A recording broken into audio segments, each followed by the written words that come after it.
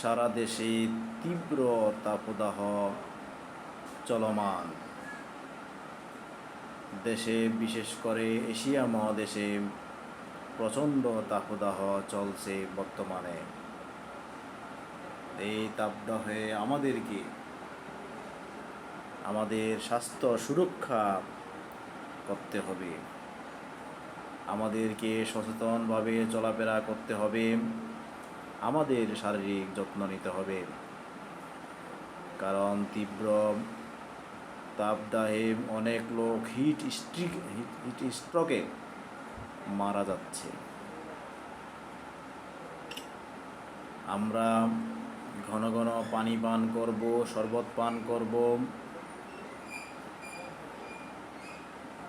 আমরা অযথা বাহিরে বের হব না, খোলা আকাশে নিচে রৌদ্রে বেশি চলাফেরা করব না।